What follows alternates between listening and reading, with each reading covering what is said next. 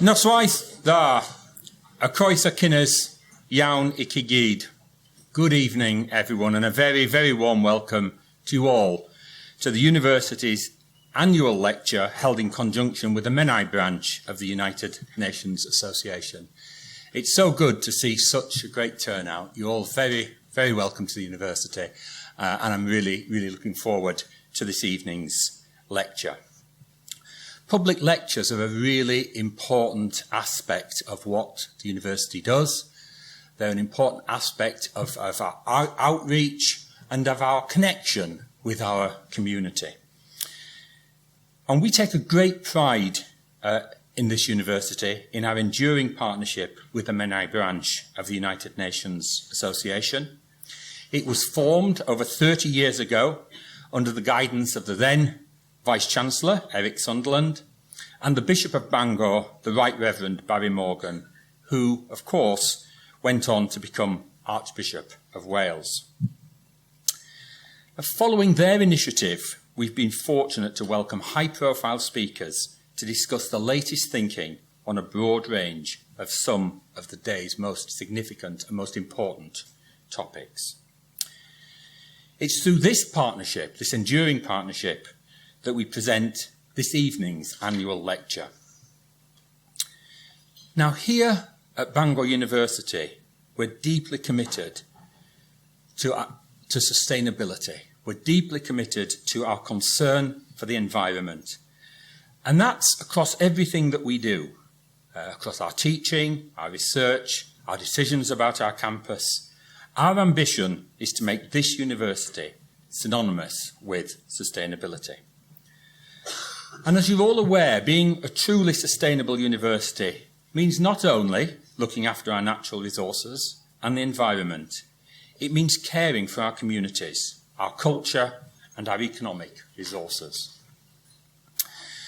That's why we are particularly pleased to welcome tonight's speaker, Professor Tim Lang, who will raise our understanding and awareness of a topic affecting all our lives: how we achieve resilient, just and sustainable food systems. Tim is a Professor Emeritus of Food Policy at the University of London's Centre for Food Policy. But as well as being an academic, he's also a hill farmer and has spent a lifetime studying the connections between food, health, the environment and culture. His work has been at the interface of education, science and governance. He's been an advisor and consultant to the EU, the UN and 4 parliamentary committee inquiries, as well as advising the current and the previous mayors of London. Ladies and gentlemen, please welcome Professor Tim Lang. Thank you very much. Thank you. Very nice. Thank you very much. I never met Boris Johnson. I would like to make that very clear, because I never did any photo opportunities, but I can tell you, if you want to get anything out of Johnson, arrange a photo opportunity, and then it's amazing what you can do. I stop at that point. Okay, don't get me going. But there we go. I believe in titles. There's the title. I also believe in saying the lecture in the first slide, and then you can go to sleep. And I've actually done a lot of slides, and they're available for you, since this is on the record, the slides are for you.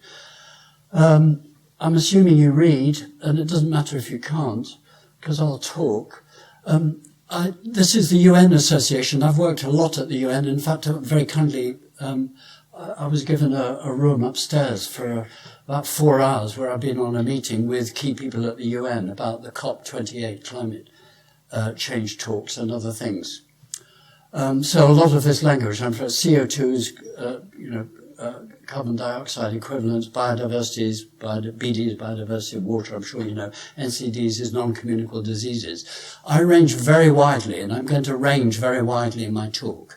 I'm at the one level paying tribute to the UN and what this is, but at the same time I'm a critic of the UN. It's great, but there's a limit what we can do. We pass things at the UN. I will talk at one point about the Security Council's resolution not to use food as a weapon, passed in 2018. What are we doing at the moment? It's being used as a weapon by Russia on Ukraine, in Israel and Gaza at the moment. Whatever your position on that, it's not good news to see food being weaponized, to use a ghastly American word, but it is a ghastly phenomenon. But in red at the bottom, if you've got there, I'm assuming you're reading, I'm someone who spent my working life from when I was a hill farmer in Lancashire, but no longer, in trying to broaden the definition of what do we mean by food security. And I will give you a bit of history about why did food security become such a key notion in UN thinking. And for us in Britain, it was very important because it partly addressed the issue that William Beveridge and the 1930s scientists were really pushing hard, which is food is a basic need, and why isn't everyone being fed, and why then in the 1930s the second richest economy in the world had such a catastrophic problem of food poverty. And hey, what? We're still the sixth richest economy in the world, and we have a catastrophic problem of food poverty in Britain. And it's got worse because we have lots of messier problems. So I'm going to explore the mess. That's basically, and I'm going to look in the way that the centre that I set up, but no longer run, but there's grandfather figure in the Centre for Food Policy that couldn't be further from a farm. It's in the middle of the City of London. That's where my university is, part of the University of London. But it's a very good place to be because it's where the power is used and misused. So it's a very privileged position that I've been in. Have you read it? Just checking. Because it gets worse, I assure you. And there are pictures as well. I want you to know I put pictures in as well. Now, why I always have to argue this. Here you are, UN, you probably think we should be talking about Malawi. I'm interested in the rich world because it's the rich world that shapes everything. And we're it. Okay? Whatever our position in it, we're in it. And why is Britain so interesting? Well, it's interesting because we were the first industrial nation. We were the people who applied this northern block of Europe, Belgium, France, Germany, Britain, had this devastating, important, extraordinary, liberating impact on the world, the consequences of which we're still living with. But Britain is utterly riveting because it is the only country I know of in the world, historically, that chose not to feed its people. Do you want me to repeat that? Key insight number one. Why did this country did it? For one word put in red, because it had an empire. And secondly, it had a navy, and it could choose. A huge political row went on for 30 years. From the end of the Napoleonic Wars, 1815, tariffs were introduced to tax food coming into Britain, to protect basically British food growers, the landed aristocracy of the time. And for 30 years, the growing industrial, both working classes, but much more importantly for this issue, the rich, the industrialists, argued they needed to have cheap food to be able to pay their workers cheap wages. Food was taking up too much of the expense of food. And so we made this decision. I say we metaphorically. The British system made a decision not to feed its people. And slowly for 60 years, British food production went into decline. And then, hey, presto, 70 years later, World War I, wham, bang, shocks, problems. And I'm going to be using this notion of shock, which is partly why I use and asking us to think, what would a resilient food system mean and be? And I'm using the term that we now use a lot in food policy and indeed in academia generally. Resilience is borrowed from actually physics, although it's the etymology of the word goes back. In fact, Francis Bacon in the 17th century used it. It's from the Latin. It depends if you speak Latin. But it's the key notion is a very simple one. Can a system bounce back after shock? So if a food system is shattered, how do we feed people after shock? And I'm at the moment writing a very serious report, arguably the most serious report I've written in 50 years, which is to look at what is the state of civil food resilience in Britain, if there was a shock, if satellites were taken out, if there was a war, if Eurotunnel stopped, if the Holyhead ferries and Dover and Folkestone and Felixstowe all stopped, which is not inconceivable, let me tell you. Disastrous, but not inconceivable. Are you still reading? Just checking. You've got to read it. And the whole argument is, that I'm going to be exploring, and is that actually food becomes a democratic struggle. That it's not just fixed, it's something that can be negotiated at the high level of politics, but also on streets, food riots. There were food riots in Britain's history many times. And it becomes a major, major confrontation point. And this is really why I accepted the invitation to come. And that, and other more family reasons. But I think, again, at the bottom, I tried to put red. So if you want to skim read, just go to the red bits. We've got major debates again. What's the purpose of land? What's land for? I ask that as the most devastating question. What is land for? Is it for carbon sequestration? Is it for water? Is it for feeding people? Is it for beauty? Is it for tourism? No, it's for housing. Or is it for roads? You know, these are complicated issues. Go at the heart of the Vice-Chancellor's vision of sustainability for this university. You have to engage with land politics at some form, in some way. Okay, how are we doing? I promised you some pictures. There's only one person I know, Simon. I bet you know what that boat is. No, he doesn't. Good, that's checked. I'm teaching you something. That is the ship that brought the first consignment of frozen meat from New Zealand in 1882. At that moment, sheep farmers in Wales and the north of England, and indeed the south of England, were consigned to a very, very interesting politics.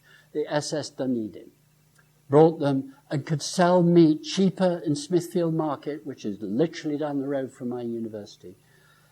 When I used to go in regularly, I biked through Smithfield. And I don't need to tell you about Telford. Here we are on the edge of Telford world, you know, the Colossus of Rhodes, as it was known. But we've moved now to a different world, and I've put it at the bottom. Modern refrigeration ships have replaced the SS Dunedin. I will talk a lot about this. We're into a world, if you've looked through that, a world of where engineering has been the view of humanity reshaping what land is for. And to some extent that's true. Software engineers are the critical engineering now, really, for food.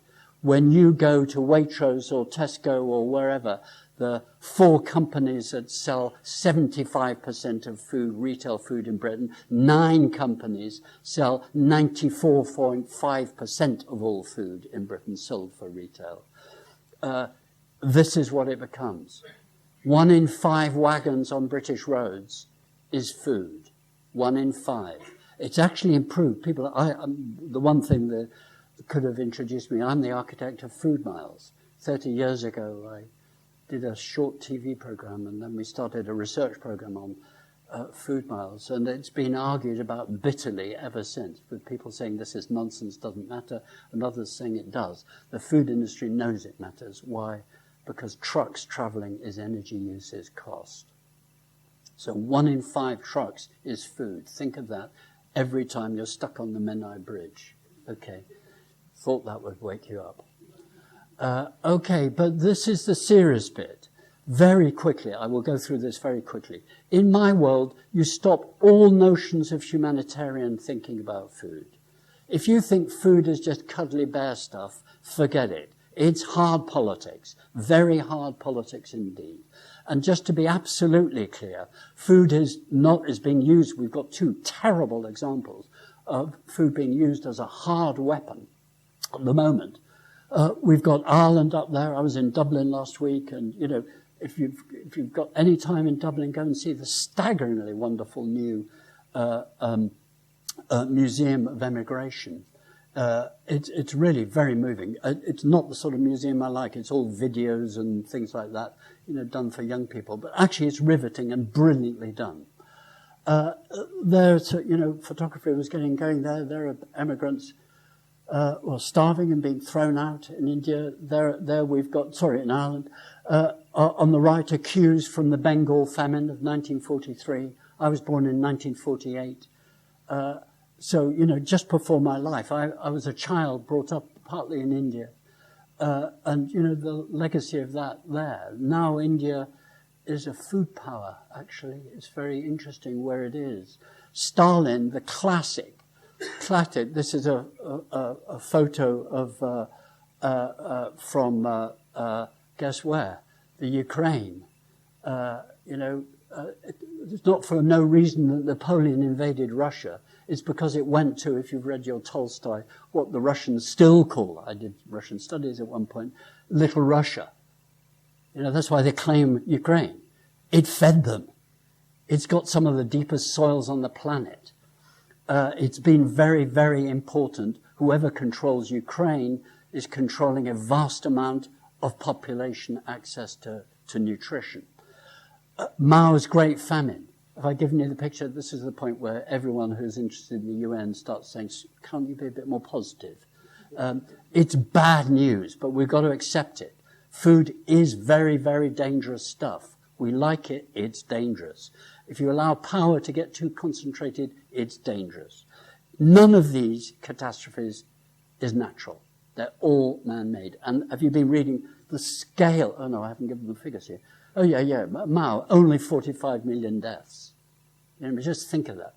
That's 2/3 the population of the UK in 3 years. We have to bring it up to modernity. I bet none of you know who Herbert Bakker is. He is the architect of the hunger plan under the Nazis, who basically said, we go and we invade. We don't invade Britain, forget them. We go invade Ukraine because they will feed Germany. The whole analysis of Nazis on that, anyway, you can read it. It's extraordinary. So I've put the references if you want to go to them. In Second World War, one of the catastrophic decisions, whatever you think, Churchill made was to switch food from Australia to not go to India, which helped create the Bengal famine. So on. But we've got here, I was looking for photos for you. This down here is the bombed out grain stalls in a town you've never heard of, Reni. First, Mariupol was bombed to obliteration. Then what grain outlets from Ukraine went to Odessa. That's been bombed not quite to oblivion. And then Ukraine started sending by train, not by boat, to the very edge of Ukraine where it meets Moldova, a town called Reni, and that's now being blitzed. This is direct food weaponization. Direct. And Russia, let me remind you, signed on, as did Britain, as standing members of the UN Security Council, to a resolution in 2018. And here's Palestinians queuing for bread. We won't go into it. And here's the UN resolution, for those of you who want to follow it up. A seriously good resolution anticipating the modern weaponization. But actually what's happened, it's just been completely ignored. So here we are celebrating the United Nations, and we have to recognize how limited the power and influence of the UN is. And I say that as someone who's worked at and contributed to, and indeed has been talking to this afternoon by the wonders of Zoom, to one of our chaps at the UN. And for those, I know at least one friend here is a medic. The two articles, my friend Martin McKee, the president of the BMA, and I wrote to comment on these. So I want you to know that's the hard edge of food power. This is the soft edge of food power. Rationing is getting us to queue, to know our lot, to know our place. There's a lot of sociological, very interesting work showing how we got disciplined into queuing. Why did the British queue? If you go to India, no one queues. If you go, if you travel most of the world, no one queues. The British learnt and were made to queue to do it. And indeed, one of the things that happens, this is a Soviet Union queue, this one here. And now we learned to queue at supermarkets instead of being served.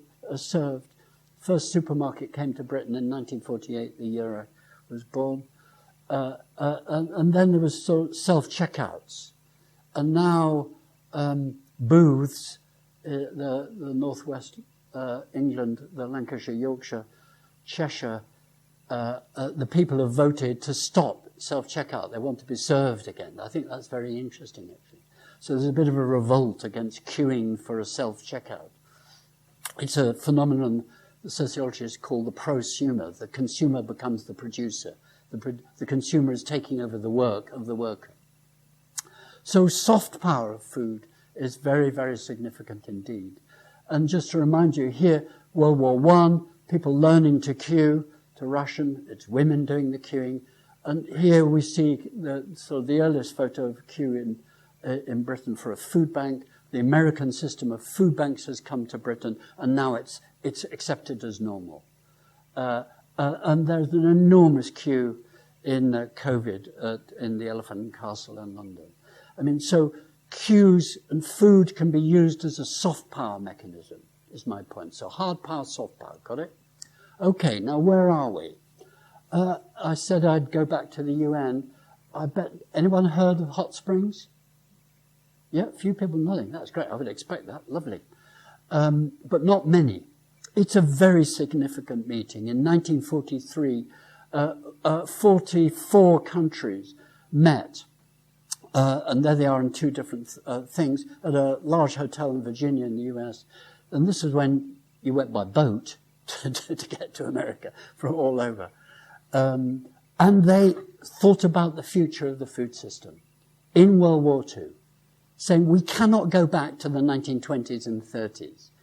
And four, I still think, really remarkably humane and sensible arguments about what they wanted from the food system.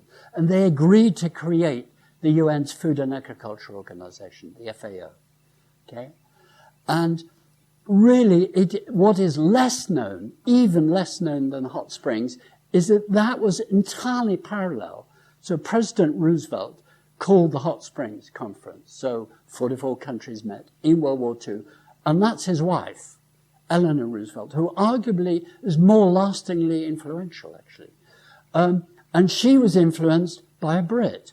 One of the very first Penguin specials ever written by H.G. Wells. Did you know H.G. Wells wrote about food? There is his Rights of Man book, reissued by Penguin, actually. Very, very interesting book. She was influenced by that, and his book, subtitle of his book was called The Rights of Man. I think he meant people. But the subtitle was, What Are We Fighting For? What is the world that we want out of this mess that we're in? I think we're in a very similar position. She argued that these sort of people were important. This is Beveridge. You know, we think of Beveridge as the architect, not of the NHS, but of national insurance. He was actually the agricultural economist who was the permanent secretary of the Ministry of Food in World War I that was created to tackle the mess of free trade in World War I. And he by then had become the head of the London School of Economics, and he was asked to come back and do things. He wrote the official history of the Ministry of Food in World War I. It's, I think, the best book in food policy, called Food Control, written in 1928. Nothing has been better than it. He understood power, Beveridge. Whatever else he was, he understood power. And his book was called Food Control. He said, basically, we have to control the food system, get it to do what we want from it. Okay? And he was a liberal. He stood as a liberal MP, but didn't get elected. But we know him now as the father of the 1942 social insurance, so national health insurance and all of that. But for me, and people like me, he's very important because in red, he thought there was a point at which the state has to intervene in the market. Otherwise, power gets too great. Too many people will exploit food and use it, and dictators can use it. If you like, in modern terms, we have to democratize food. Okay. Now, we're getting a bit closer. I've been trying to find someone. On the right, he's the famous Sir George Stapleton. leading food scientist, soil scientist at Aberystwyth, I'm sorry to say, Aberystwyth. On the left is one of my heroes, John Boydore, public health doctor, basically was made the head of the FAO, the first Director General of the FAO after the war, from Hot Springs. And the nice-looking woman at the middle, I met her, Elsie Widdowson, was one of the architects of rationing. And this generation of 1930s scientists, I'm saying this because we're at a university, we've been trying to tick lots of boxes. These people were trying to think, how can we make the food system better? And they're remarkable. And they came up with a very, very good model, which was basically I'll put that too early. Basically, their argument was, I'll take back to their picture, particularly him, and with help from him, they said, if your land is wet, we'll drain it. He thought it was very important to retain nature, Stapleton did. Birmingham needs to be able to get out to the Welsh hills, to breathe. He wanted national parks. But he said, look, if you want to grow food, we can drain the land, stop it being so wet, grow better grasses, produce more sheep, more cows, more dairy, etc., etc. We can make it more productive. Boydore, public health doctor, influenced by seeing starvation in Scottish, in Glasgow, tapped a very rich friend of his and set up the Rowett Research Institute at Aberdeen and said, we've got to tailor food production around the needs of people. Public health must shape food production. Elsie Widdowson, I put up there she is, really one of the most famous nutritionists Britain has ever done. But Boydore became a world-famous figure. It's unthinkable to have someone like that. He wrote a report called Food, Health and Income in 1936 that just was a devastating indictment of how the second richest economy in the world, Britain, had massive starvation, stunting, premature death, etc. And this was all supposedly after everything will get better with the repeal of the Corn Laws. So these people, that generation, knew only too well. They took their chance in World War II. They said basically at places like the Hot Springs Conference, we can do things better. We must tackle agriculture better, to produce more food, to make it cheaper, to feed more people. A very humane vision. It's fantastic. I still find it utterly admirable, except that's our problem. It's mind the environment. It's overproduced food to the point to which there are 3 times more people on the planet obese and with diet-related ill health than there is starving. That's an extraordinarily more complicated situation. There's an overproduction of food. No shortage of food, overproduction of food. Now, why are we talking about this and the role of the state? I'm having this debate with myself and with you about the role of the state. Well, let's go into that. In crude terms, the meeting I was on all afternoon is partly about this. We basically got totally split worlds. And I've put it very simply here for you. Not for you, but for me. It's helpful to say we've got over-consuming world and under-consuming world. To us, food is now too cheap, arguably. We waste it. In the poor world, about 30% of food is wasted because it never gets to market. It rots. It doesn't get stored properly. The facilities, the engineering type infrastructure isn't there. In the rich world, it's meticulously and brilliantly through just-in-time logistics got to us, and then we throw 30% away. That's rich world, poor world. It's an extraordinary situation that the Boydores, this lot, never dreamed would be possible. It was inconceivable to be where we are now. But this is where we are. And it then becomes all this very difficult problem, which is, here we are in Britain. I'm now summarizing, where is Britain? Well, we're internationally dependent. We've just left the EU, where we get 30% of our food. We only produce 54% of our food. Not my figure, the government's figure. Consumption is totally distorted. Anyone who works in public health knows that. Food is the biggest causer of public health problems across. because cumulatively it takes so many forms. It's the biggest user of land, the biggest user of water on the planet, the biggest destroyer of biodiversity on the planet, and yet we say this is efficient. Well, with great respect, my friends, this is not efficient. It's not working. So what are we going to do? Well, the report I'm working on at the moment is looking at resilience. What happens to a rich country like Britain if there is a shock? Well, actually, Britain is already living with shocks. Shocks are normalized in some respects. In the world of food, if I go and talk with people in DEFRA or the Welsh government or the Scottish government, that say, well, all the time we're reacting to crises. And so I now apply in my work a sort of medical model of acute and chronic. What we think of as an emergency may actually have been a chronic, long-lasting problem all the time, and something tips it into a real crisis. We have to think like that. And they're going to be very different. Here we are in an extraordinarily wet time at the moment, but just after extraordinary periods of drought, even in Britain, where crops and trading prices, I think and I hope at this point I've put in the latest figures from the UN on world food prices. Let's see if I have. What I'm working on at the moment, anyone here read the National Risk Register? Anyone heard of it? 1, 2, 3, 4, 5. Not bad. I was with 2,000 public health people in Dublin at the European Public Health Conference last week. I think there were 3 people that had heard of it. But it's the official way in which the British state, on our behalf, calculates what the risks are to our life. Okay, not longevity of life, but to Britain. There are 88 risks. It was a system of national risk registers that set up under Labour in 2008, and it's now grown 2023. That's the front cover of the latest.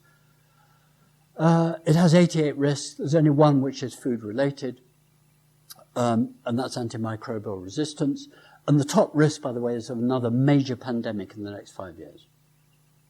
But the extraordinary thing is, if you go and look at, the media, all of this sort of stuff, all of that sort of stuff, if you talk to anyone in agri-food systems, they'd say, well, we're in permanent shocks and risks. So why is it the state machinery of the National Resilience Framework? Did you know, anyone read the National Resilience Framework? Anyone? None. That is your reading matter, okay?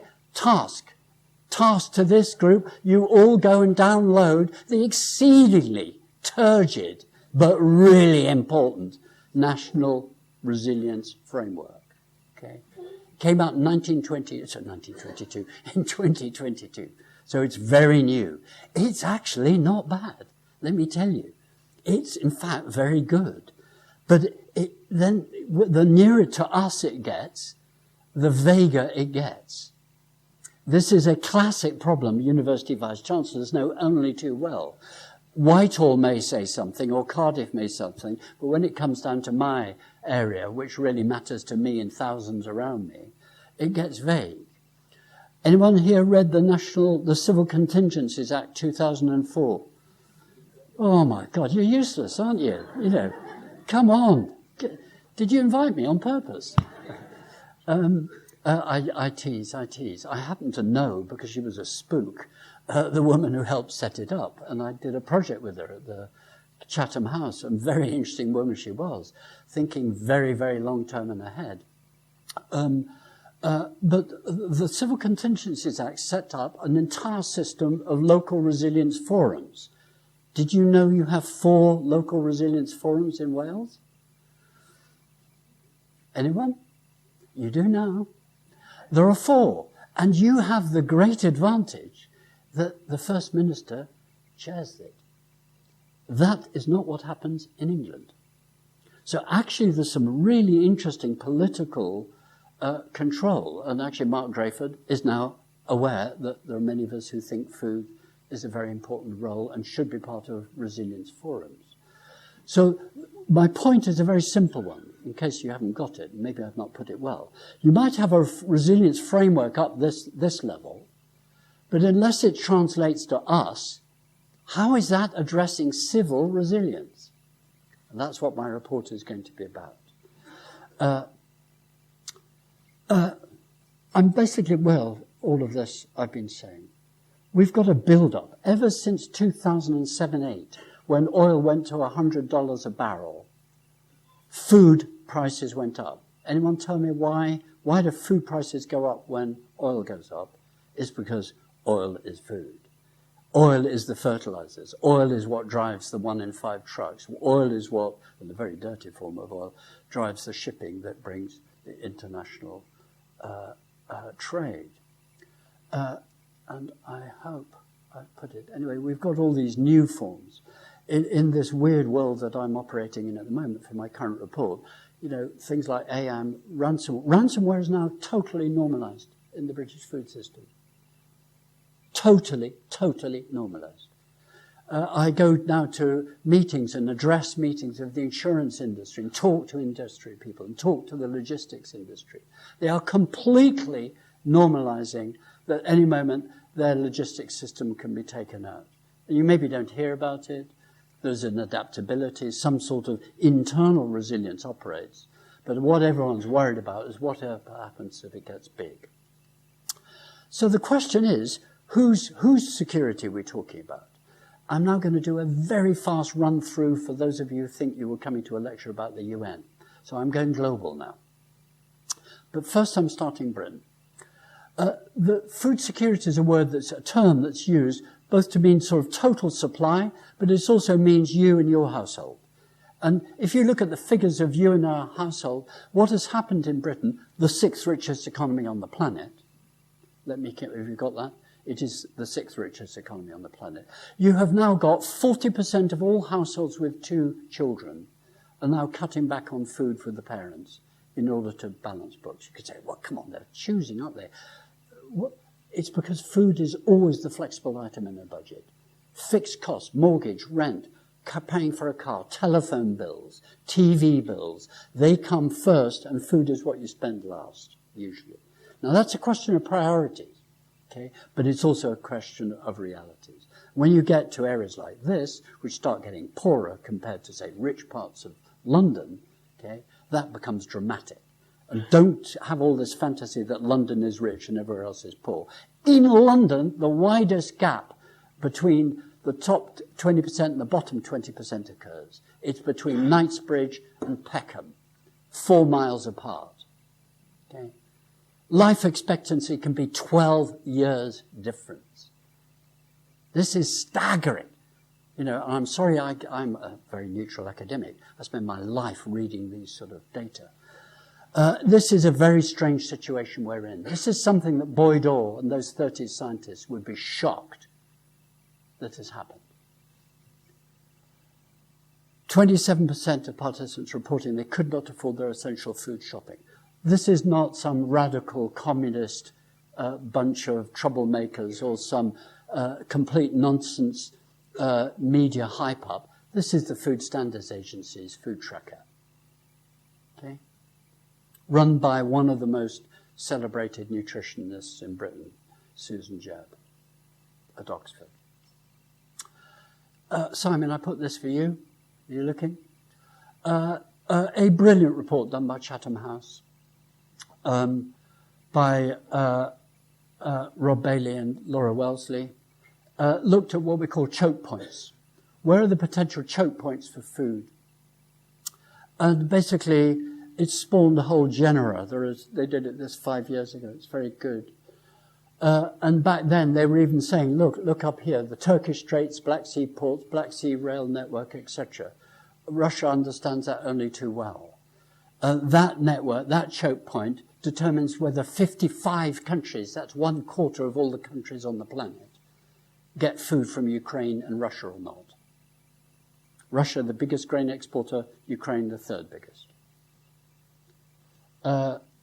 This is very serious indeed. And I said about oil, yes, I did put it in, good. Actually, that's too complicated. Forgive me. That's a messy set of slides. This is better. I can't go back to the year of my birth, but it is 1961 through to last month. These are world food prices. They came down. This is Boyd. Their vision was wonderful. Prices coming down. But then with various oil hiccups, you can literally match this according to oil prices, by the way. And it starts going up, and it's gone volatile ever since. We're in a world now of volatility of world food prices is now the accepted norm. I was on a big meeting, another one. I'm doing a round of meetings like this to try out this sort of thinking on people and get their thoughts on resilience. A whole group of people in the logistics industry, and I won't say which, but a very big and very powerful organization was speaking alongside me and said, look, I want you to know, you audience, I thought Tim Lang's analysis was completely barking mad. Okay? I'm quoting him. But I want you to know I now think it isn't. Because this is now the situation. We're in a volatile world. All of these crises are coming together. It's what we call in policy a polycrisis world. And the prices show it. And when you get to much more minute data, this is the FAO figures. This is just 1 year, okay? This is calendar movements of 2022, 2021, 2020, and 2023.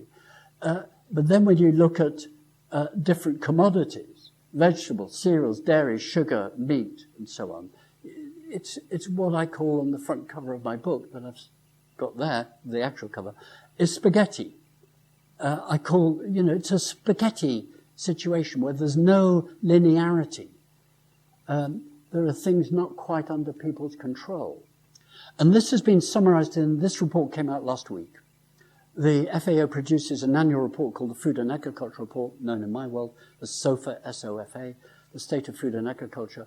And this one looked at, well, can't we nail down the cost issues here? And they said, yes, we can. And actually, the true cost of food, which, remember here, is going up after decades of coming down, this argument says it's not expensive enough because no one is paying for the environmental costs of food and no one is paying for the public health costs of food. And here, depends how good at this sort of stuff you are, these are the hidden costs. Where are these hidden costs? And actually, for those of us, my center that I work at is, I'm retired from, is based in a public health school. Blue here, this sort of Air Force blue, is health. Health is the biggest externalized cost, but the environment is catching up very fast. And over here, it's very different in different countries. So in low-income countries, the health cost at the moment of externalized costs, they're paying 60% of their incomes on food very often in low-income countries. We pay 10% on average. It varies between 19% and 5% if you're well off or poor. But the impacts, look at the blue, the health blue, but the environment goes up and the social costs are enormous in very low incomes. That is a tricky situation for the UN to deal with. The UN, if you look at the UN's policy thinking on food and agriculture, it's still let's produce more. But it's beginning to now realize it can't go on with that analysis. And that's why I've given you, this is a report last week from the FAO, which ever since Boyd Orr in 1945, has just said, we've got to produce more food, more food, more food. That'll bring, everything will be okay, more food, more food. Now it's saying, whoa, it's not quite the right analysis. And this comes off lots of work. I was involved with a study at Oxford 20 years ago on the full cost accounting. It's called true cost accounting, I think. You can look at this if you want the sites. And on top of that, we've got, the waste issues. In rich countries, consumers waste the food. In poor countries, no one wastes the food, but it gets wasted near the farm for lack of engineering and infrastructure and fungicides and things like that, fumigants and so on. We've got a totally different picture developing across the world. This is hard for the UN to get across simplicity in simple terms. That's a great study by Chinese, by the way. Water. It seems odd in wet Menai Straits to be talking about a shortage of water. But actually, there is a real problem of water. And believe it or not, this is WRI's, the World Resources Institute. You know, here it's sort of a bit of the West Midlands and the southeast of England, according to that. Actually, I think, did I put it in? No, I didn't. I should have done. The Environment Agency of England, deference-related body, says almost all of England is actually now water stressed. Almost all. So it's rapidly changing. And so you've got this paradox. These aren't great graphics, forgive me, but it's sort of this software world symbolized by this, flooding and drought symbolized by that, and climate change just marching on with weak responses. Food is one of the biggest drivers of climate heating. And this is, you know, the strange thing is, business is now getting it. This is the annual report from the World Economic Forum, which is the captains of industry, it likes to say, from all over the world. They meet in Davos and places like that. And they produce an annual risk system. I was asked to do it this year, actually, but I didn't. I didn't see the email, actually. But this is a huge sort of crowd stuff of experts. And basically, the key bit in red here is here's business world saying, look, we've got real problems under not just cost, but under economic, environmental, political, societal, and technological. You know, 436% growth in ransomware. 436%. I think that's quite large. But it's the red bit that bothers me. That these are now beginning to interact. So you know my argument about shocks being normalized? What we're seeing now, and papers are emerging in the sort of journals I read, Nature Food, Nature Science, the BMA, BMJ, more and more about the interactions, crossing from health to environment to economy to social and cultural. I'll leave all of that, except if you're interested. Basically, slowly the UN system is broadening its notion of food security. Slowly. As a friend of mine says, crab-like. Forward, backwards, zigzag, you know. But I'm not complaining. I'm a fan of the UN. It's the only one we've got. The League of Nations failed. We mustn't let the UN fail. Okay, where's the UN, UK in all of this? I think basically we're in a state of denial, is what I'm saying. Many of us academics know bits of this picture. The job of my colleagues and I is trying to put it together and say, what do you think? And actually, if you look at emissions, say greenhouse gases, let's just take CO2 equivalents.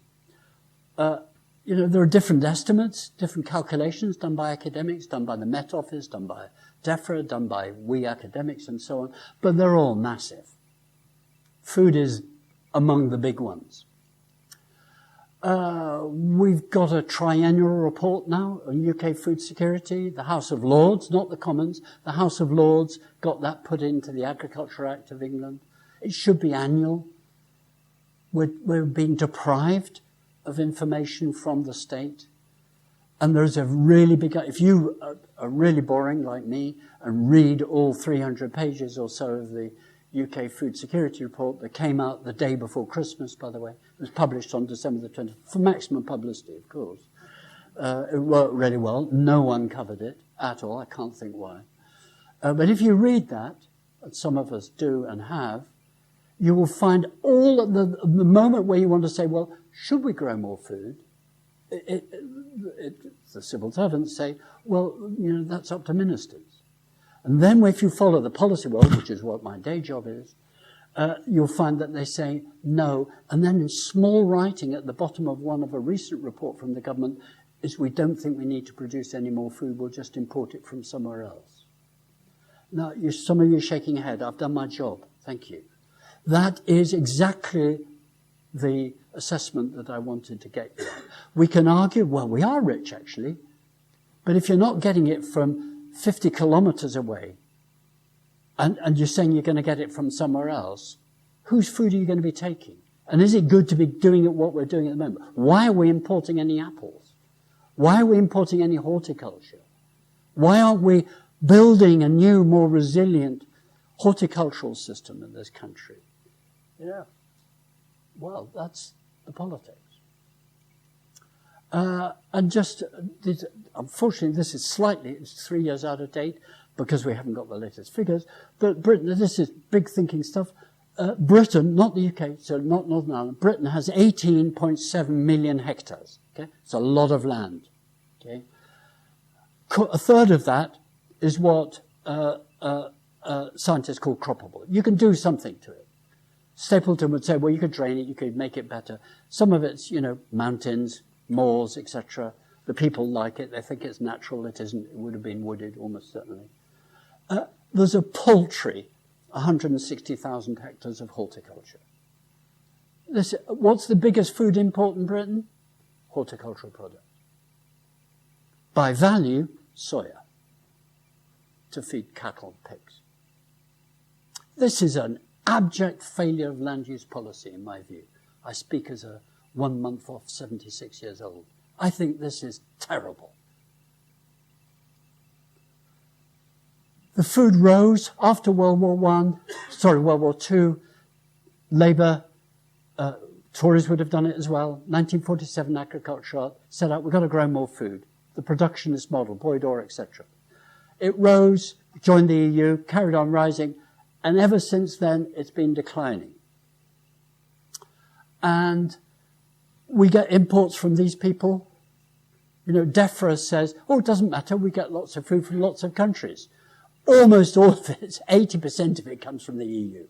And we just voted to leave it and add to the cost by putting delays on it. Okay? Whatever you voted, this is the consequence. I did do it. Good. I was born in Lincoln, on the hill, next to the cathedral, which I'm biased. Here we are in Bangor, but I think Lincoln Cathedral is the best. This is where most of the horticulture that is in Britain is there. It goes underwater, under the most calculations, by at least half a metre or a metre in the next 60 years. And I have put it in. I thought I was not stupid. Good.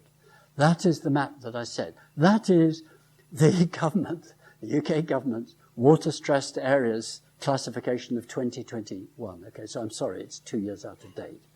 It'd be worse now, probably.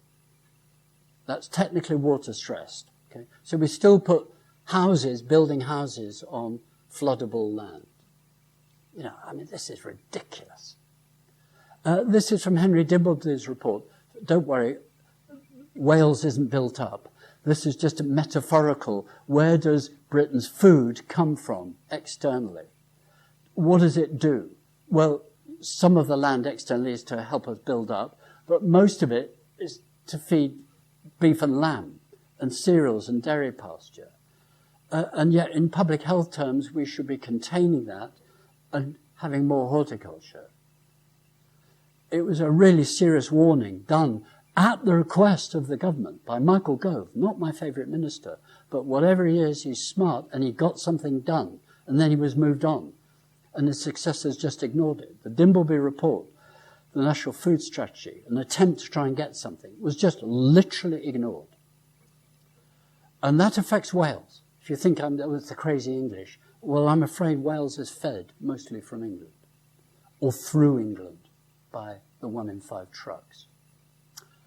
Well, there's our waste figures. You're feeling very positive, by the way. It's usually at this point people want to jump off a cliff. Okay, don't worry.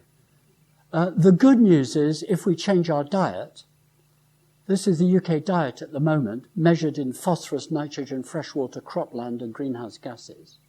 This is the sort of analysis I'm involved in, what we call a multi-criteria analysis. Not just nutrients, but what other infrastructure is there. The more you get towards vegan, don't worry, I used to be a Welsh black pedigree cattle breeder. The more you go vegan, the lower your impact.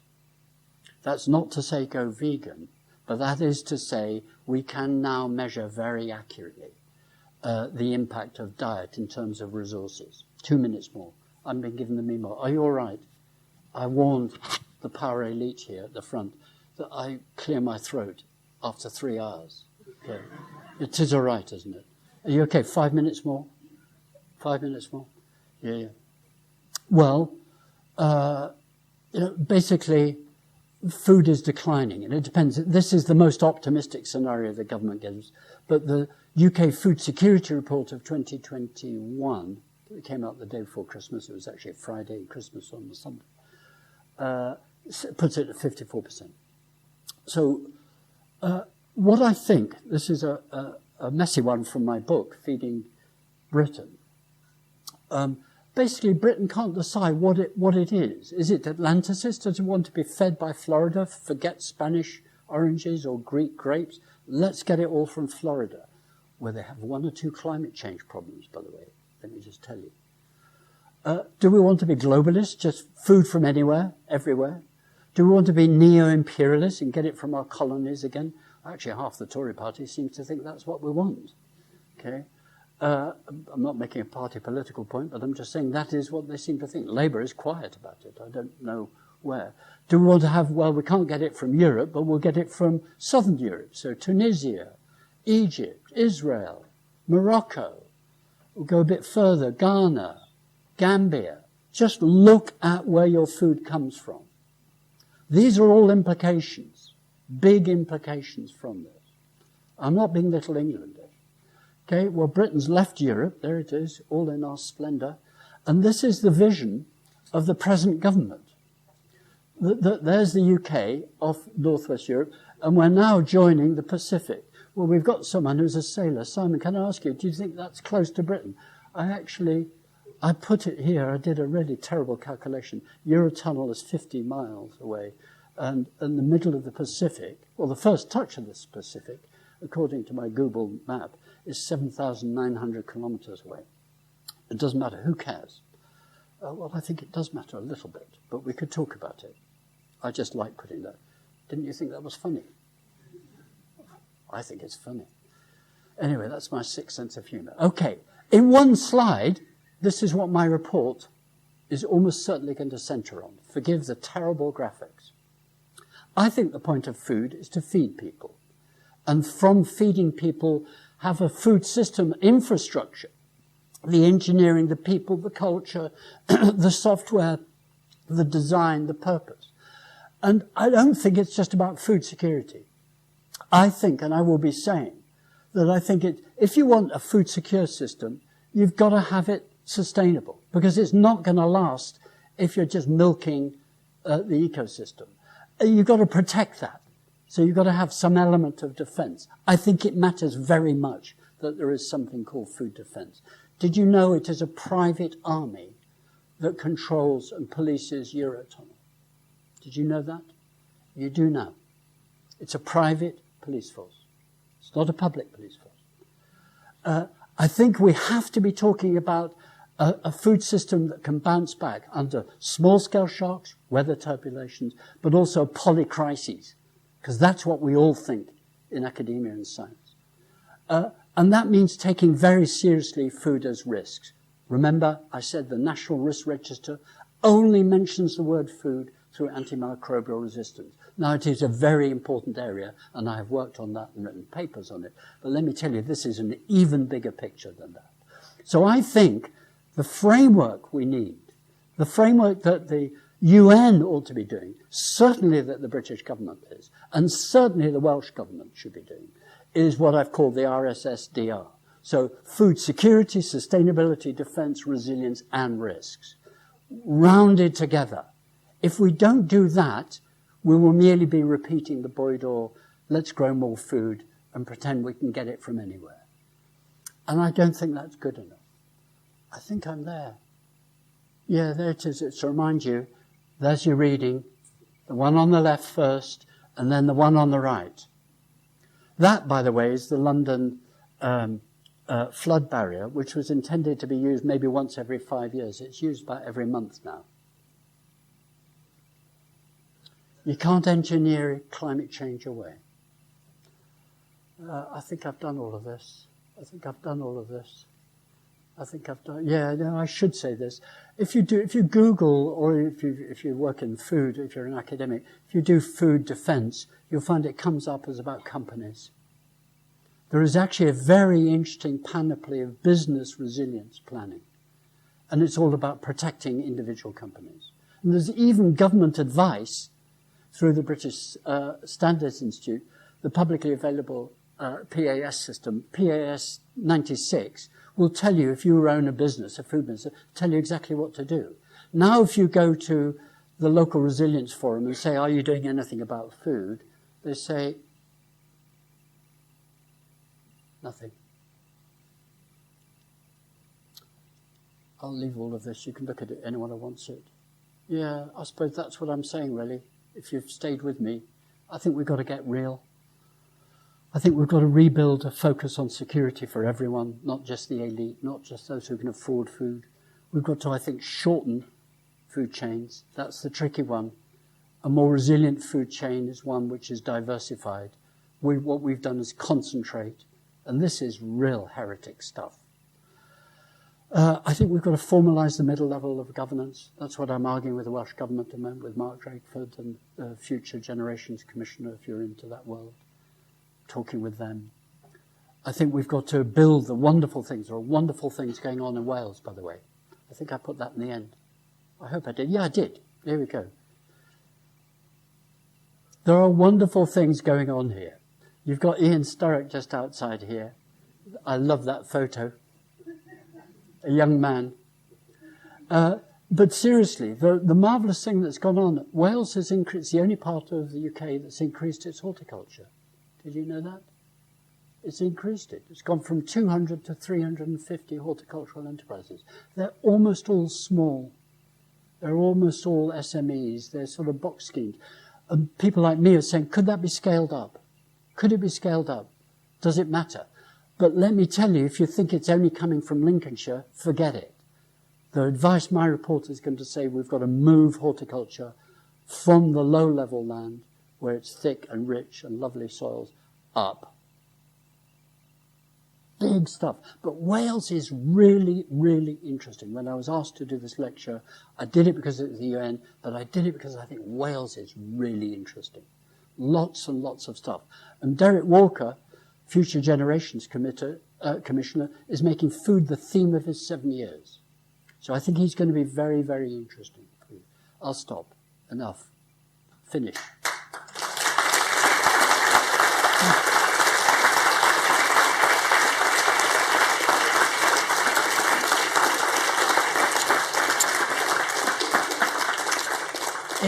If my wife was here, she'd say he never stops, he never gives up. I thought I'm at a university. I worked a lot of my life as a university. There are lovely things going on and emerging about universities. What's the role of universities? Maybe we can come back to that. I'm Ian Cuthbertson, the Treasurer of UNA MENI Wales, and I'd like to thank you very much indeed. I'd like to thank the Vice-Chancellor for the introduction. We're going to do questions now. There's just one notice I'd like to make, which is that a group of organisations have arranged a meeting about climate change in commemoration of COP28. Great. It's on the 9th of December in room PL2 at Pontio, and then there's going to be a march through the town. Oh, nice. And have we got a time? Somebody tell me the time of that meeting. Oh, the time of the meeting. It's a workshop for people to make things to use to communicate the feelings about the climate crisis at 12:30 in at 1 o'clock in PL2, and then Can everyone hear this? 12:30 in PL2 for a meeting, and that's the workshop, and then the get together is at 2:30. The march at 2:30. And then you can all come together and discuss it afterwards. The march at 2:30. Right. Okay. 2:30 for the march. So, if that was just fascinating. Very unfairly, you asked me to try and stop you, which I failed to do. But you couldn't see me. Who It was would me want to mooring stop? at me. It was so good. I absolutely didn't want it to stop. So, questions. We've got Ingrid is the travelling mic. 2 travelling mics. There's another one there. Hi, I'm called James Wilson, I'm a mussel farmer in Strait. I wanted to ask whether you thought anybody was listening to you, Tim, but I kind of think you've answered that already. No one's really listening. I think they are beginning to. Not me, but us. Don't forget me. I'm just an angry old man. My mother said I'd grow out of it when I was 25. I haven't. I'd love to come and talk to you, actually, because I think one of the many things Wales has got going for it is mussel farming. And yeah, I know. Don't worry, I know. It's not good, by the way. But the potential is fantastic. Why have we got this wrong? Why have we got the marketing wrong? Why have we not built it into school meals? I mean, my second question was really, you talked about the sort of principle of growing more food being the wrong principle. And in a way, don't you think that food is almost like a proxy for the way that we live? Yeah, I do. Lives? I mean, it's not just in food where we have sort of this focus entirely based on growth. It's on lots of other things that we do, and clearly that's not a sustainable way to live. So, I mean, do you think that's perhaps one of the explanations why? I do. I nearly put in a section, but I thought I'd gone over the top in length already, to say, why are we not acting? Why is this not moving? Well, the answer is there are actions. I could give you a very sort of diplomatic, if I was wearing a suit, not a jacket. That'll do. It'll do. Yeah. If I was wearing, a bow tie, I could paint you a very promising picture that, Tesco is taking its recycling of waste very seriously. I could say that Pepsi-Cola has reduced its carbon footprint in the UK by quite a lot. But the growth of all these food commodities is carried on. The answer is, compared to the shocks that are coming, compared to the impact of the food system already and accelerating, the actions are trivial. It's like, and I don't demean this, it's like the very understandable and very powerful discussions about plastic bags.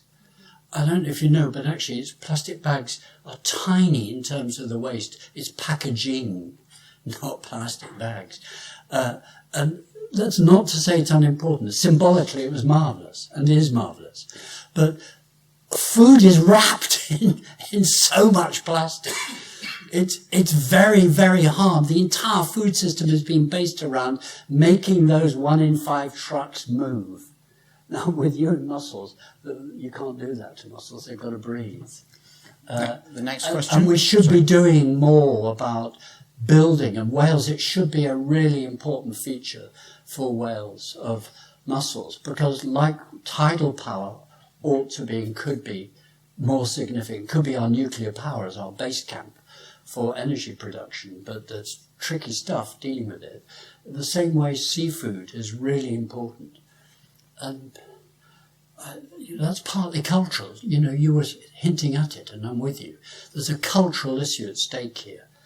And people like me come over as hair shirters. I'm not, actually. I really like nice food.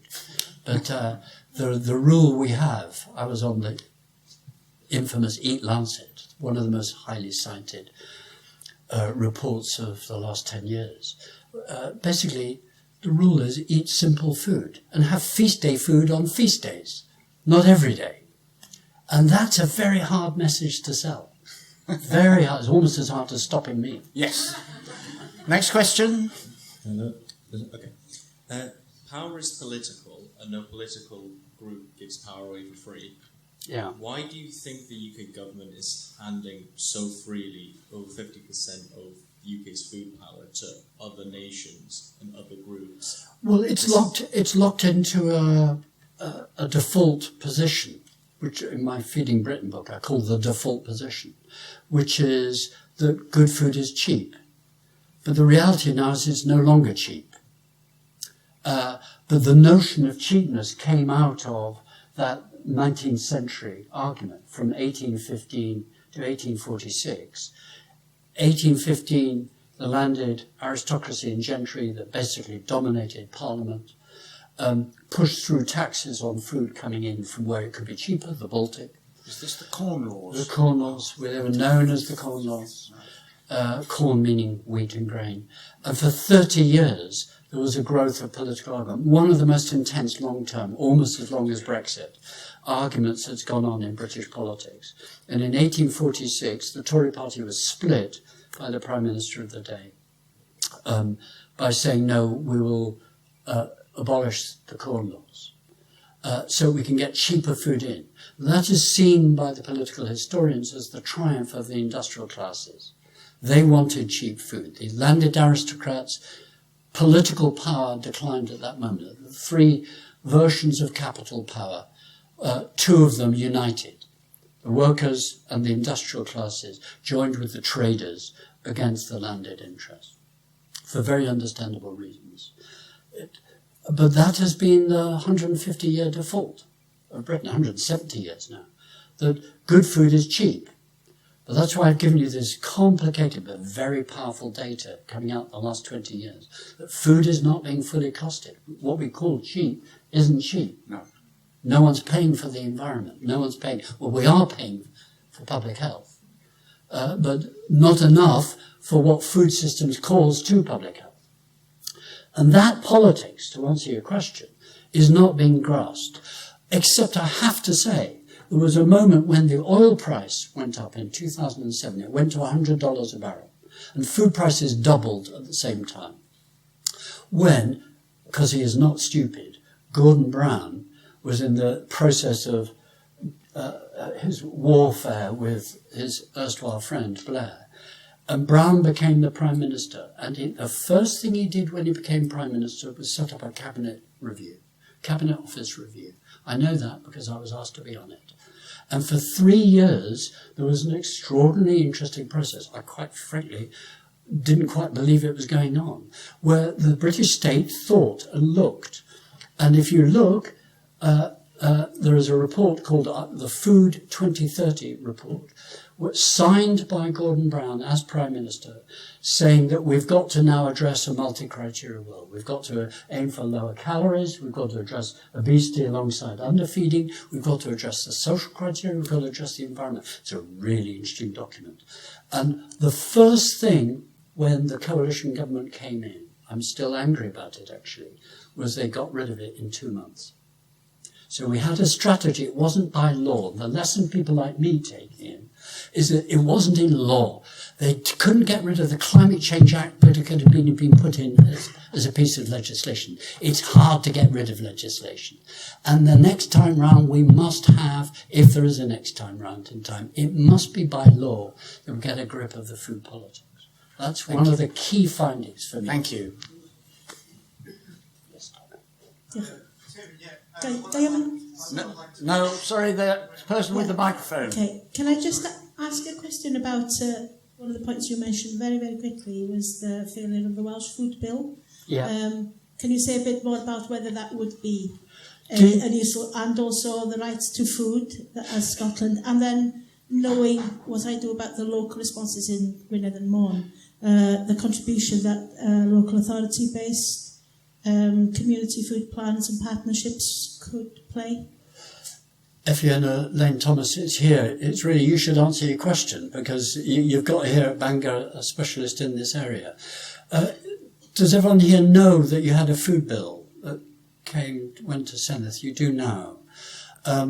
It failed. It actually was proposed by Conservative, very good, from Monmouth, but backed by significant people in Labour, but didn't win, didn't get final approval in Senedd. But there is now a regrouping, and indeed Mark Drakeford and various people are now saying, well, we think we probably have got to go towards another go at legislation.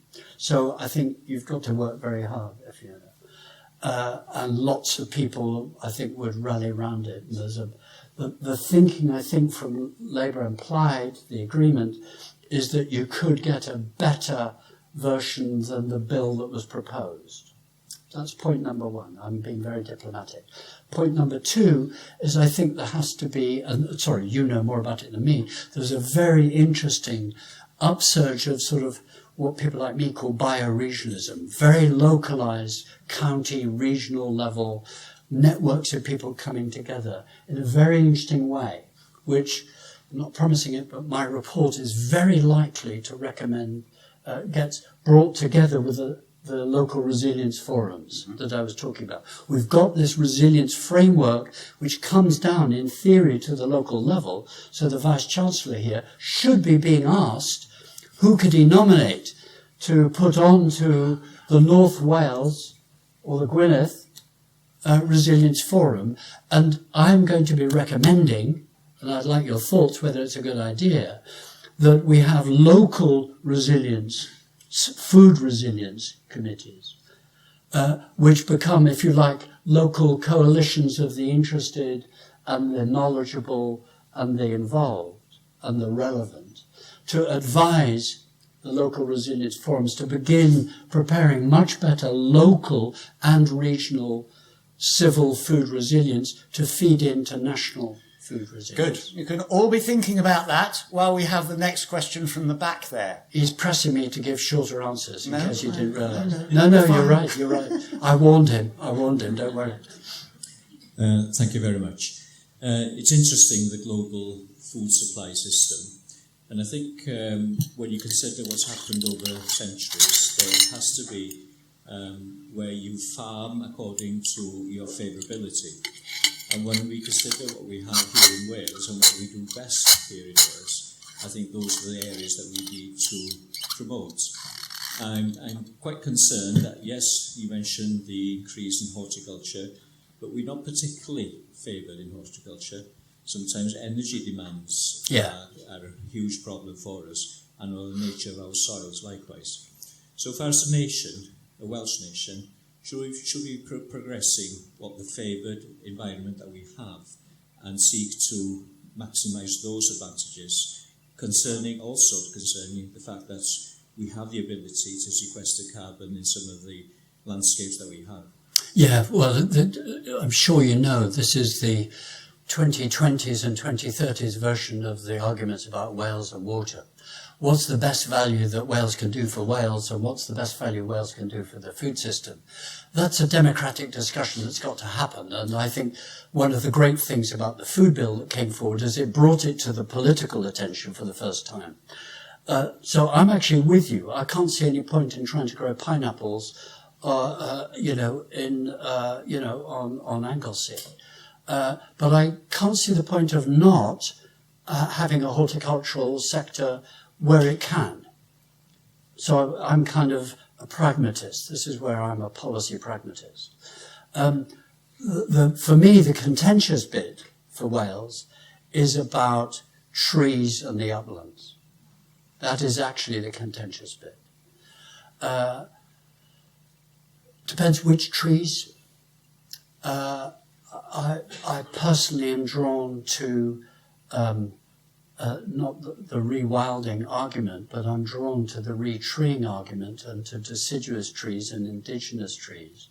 But I'm also drawn to encouraging, let's put it, grassroots democratic experimentation. Climate is changing. You've got vineyards in North Wales, not just South Wales, you've got vineyards. They're coming, the climate change is varying dramatically. What we can do is engage with growers to experiment and to see. And that's why I think I'm a policy man.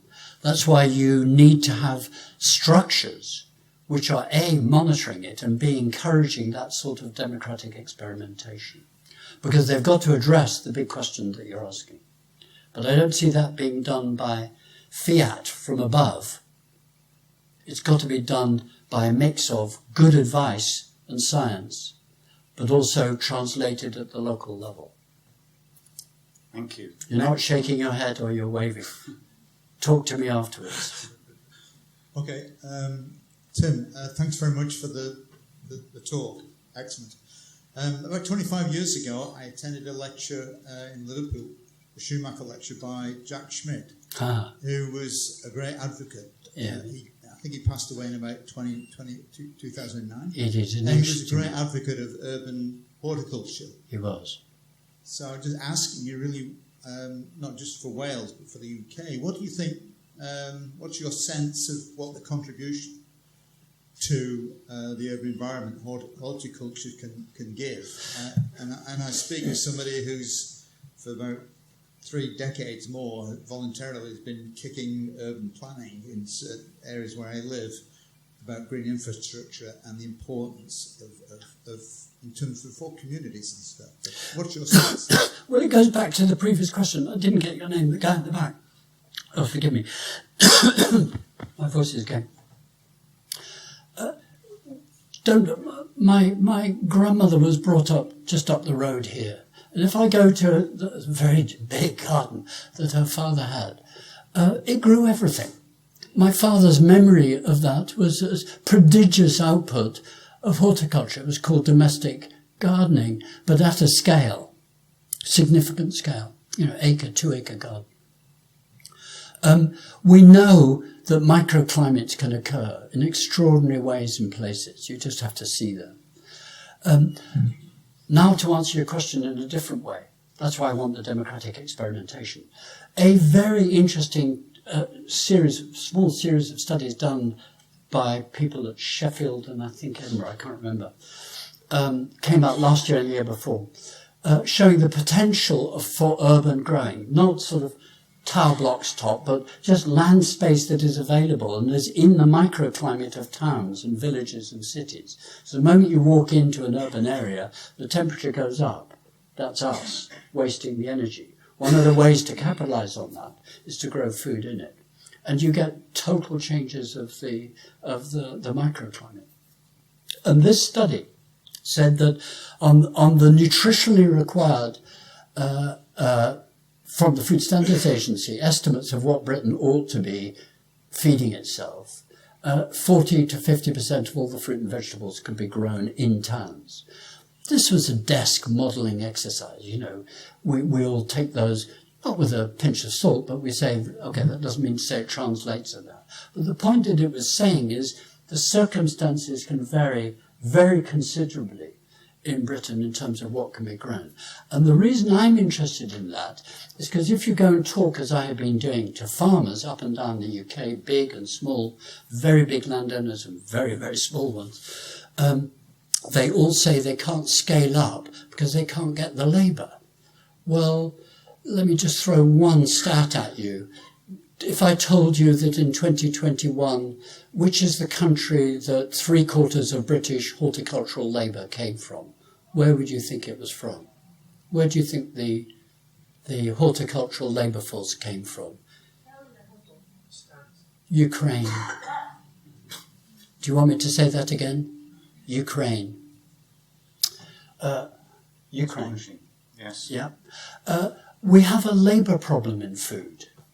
And one of the things that actually gardening is about is your labour becomes free. The productivity of a garden is way better than most commercial enterprises. Way better. But that's because we put our labour in free. It's not costed. That's not to say that's the way forward. It's the peasant existence. You have to remember the biggest labour force on the planet is food. It's 1.5 billion people, or arguably 1.3, says the FAO now. But what 500 million of those are free. They're literally peasant existence, feeding themselves and not selling into markets. There's a sense in which gardening is a peasant existence.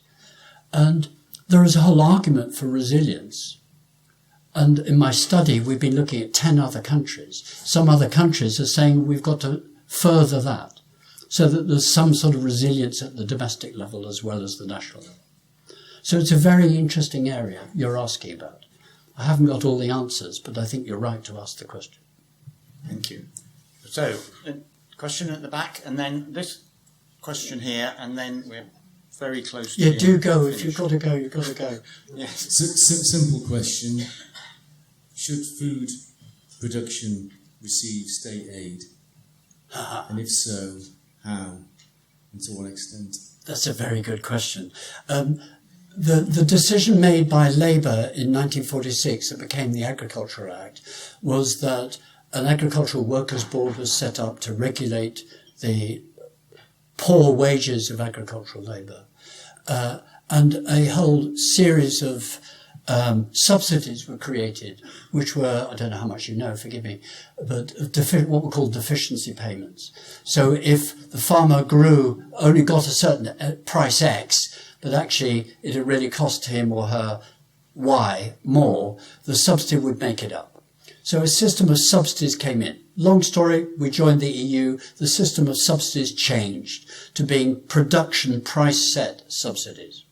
And then it shifted after 25 years of us being in the EU to being land-based subsidies. If you owned land, you got a subsidy, whether you grew food on it or not.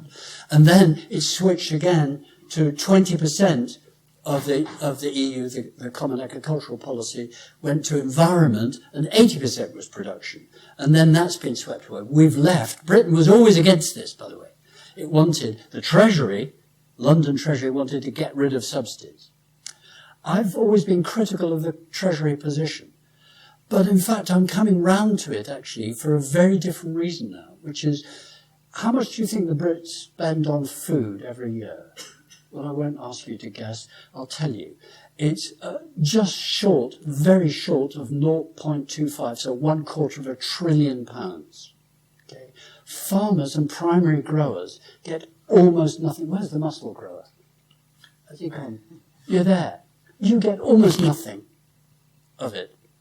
Or the oyster growers, or the lobster growers, or the fruit and vegetables growers, the grain growers. Farming gets about 9%. It depends on how you calculate it, but the gross value added. Retailers get 30%, manufacturers get 30%, hospitality gets 30%. Farmers get about 9%. Okay? I'm beginning to argue a very renegade, because I'm an old git, I can do this.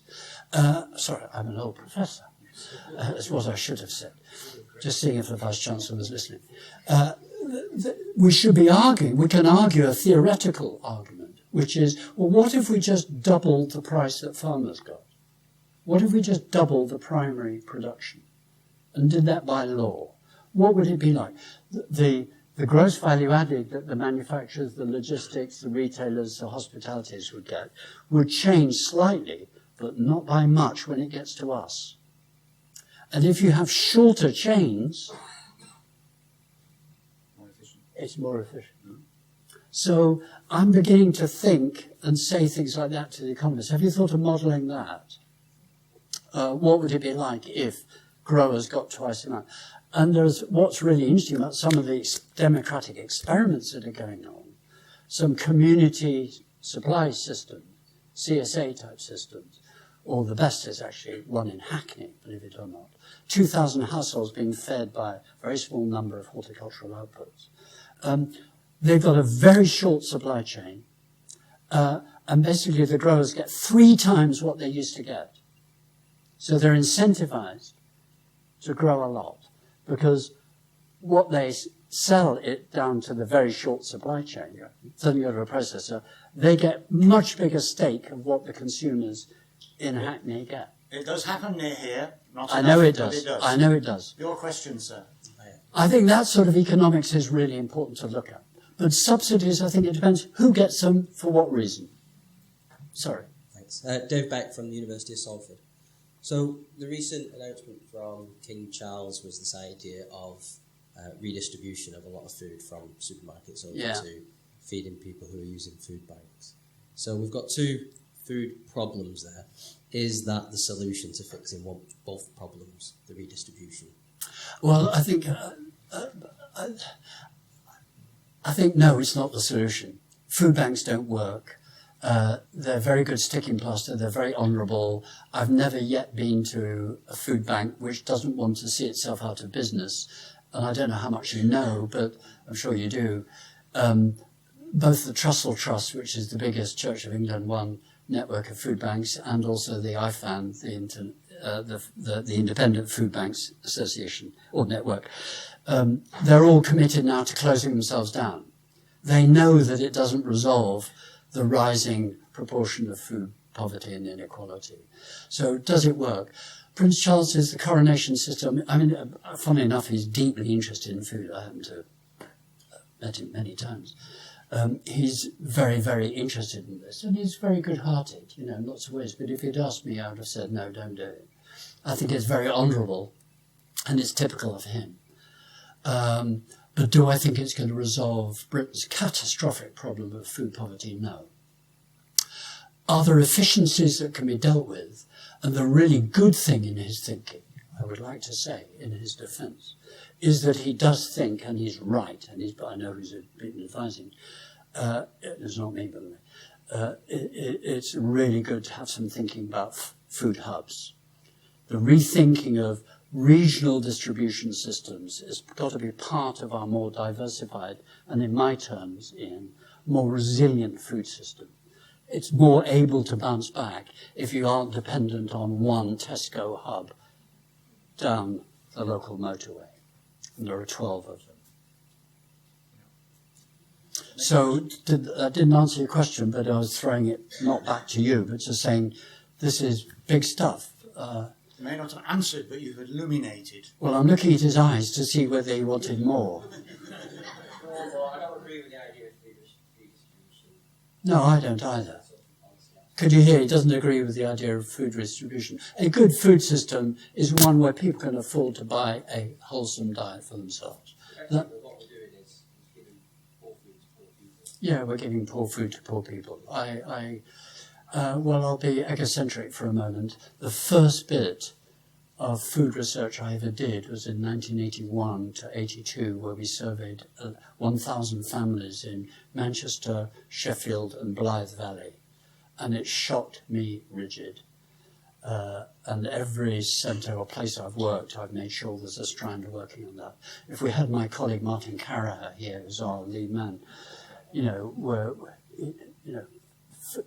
I would say very carefully, food banks seem very honourable, but they're sticking plaster. And when they exploded from 2014 onwards, you were seen to be a sort of killjoy, airy-fairy academic saying that. Now people get it. That's not the answer. 40% of all households with 2 children in Britain parents are cutting back on food, missing food 1 or 2 days in a month because they are having to cut back. Food is the flexible item in the budget. That is a problem of income. The inequalities of income are staggering in Britain. Unless we start taxing the rich. It's true. We have to, this is seen to be unthinkable. We've got to do it. It's, Oh, I know. Yes, go. This is the point where we should all go for a pint of beer. I absolutely agree with those points. Geraint Hughes, Direnno, Lafan Consulting and Matrin Foods, I'm involved in the food industry. Diolch am y ddarlith bendigedig, your messages and critical thinking as compelling as ever. You are inevitably empowering the converted here tonight. So back tomorrow, this evening maybe even, we're back in the industry dealing with customers, people we supply. How do we communicate this? So we all, we're all with you. Yeah. We're on this journey with you.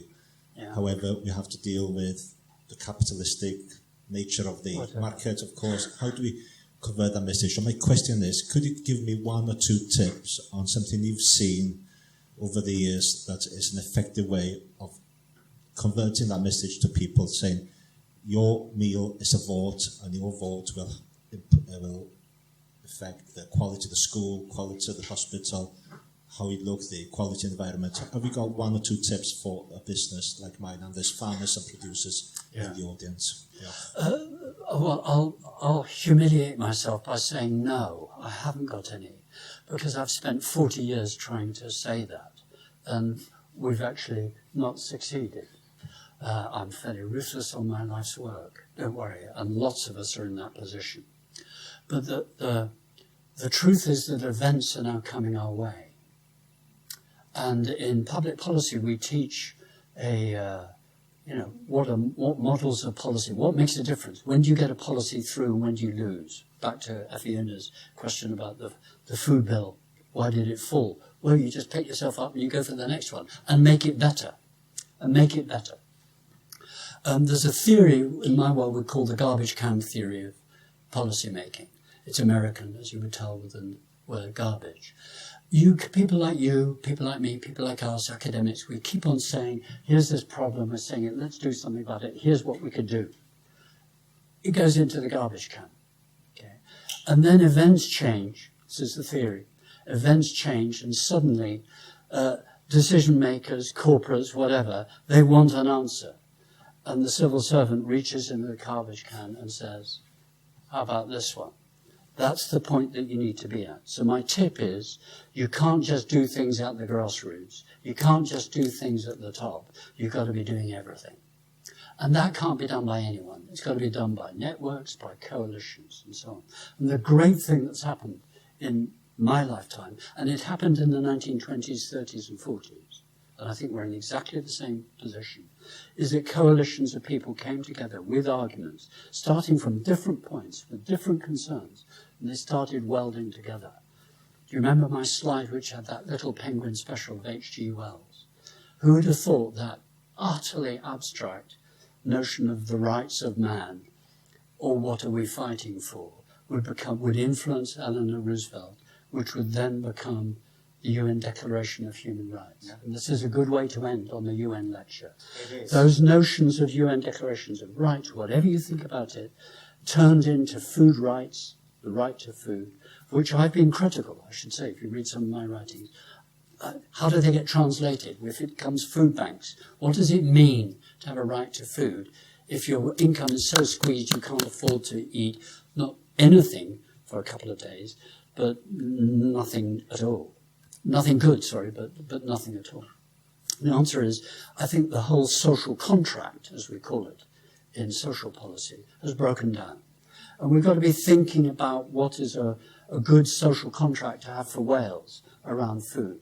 And this is where Vice-Chancellors, I look at you, my last but one, let me speak nicely to the Vice-Chancellor. I think this is a big task for us, for you. You've got this fabulous group of people in Bangor, around Northwest Wales. You've got this vibrant movement going on. You've got vehicles that you can go in that could be and should be, in my view, sort of an Abermenai sort of food resilience coalition or something.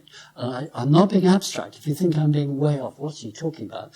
Let me tell you, Yorkshire is now doing that. The Mayor of Bradford, the Mayor of York, the Mayor of Leeds have got together, and academics, a great big project called Fix Our Food, has now created across metropolitan areas alliance around food, and saying we want to have something better than this, including big farmers and small farmers in that. Now that, for me, who's interested in resilience forums, becomes really powerful, because you say that should be your local resilience forums. So that's on your he's smiling. That's on your mention of the United Nations. That is a great place to stop. With the fact that you did give our friend a tip, which was don't empty your rubbish bin, because you may need to pull those ideas that you threw away out later. Anyway, I think we're all extremely grateful. I'd like to ask the Vice-Chancellor to propose a vote of thanks. He's been very patiently waiting. Will he shut up? Thank you. I'd just like to close by saying a few thank yous. And I'd like to begin by thanking all of you for coming along this evening and for engaging so much. As I said right at the beginning, our public lectures are an important aspect of our engagement with the wider community, and we've really seen that engagement this evening. So thank you all very much indeed for attending.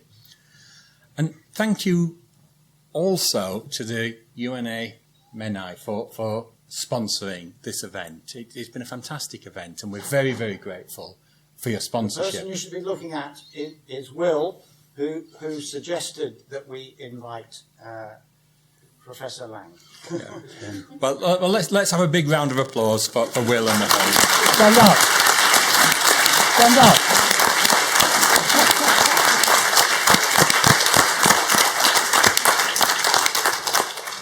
I'd also like to say that an event like this doesn't just happen. There's an awful lot of hard work goes into it. And I would like to give a very, very big thank you to Ingrid Peterson and to the team here at the university for organising this. Thank you. Thank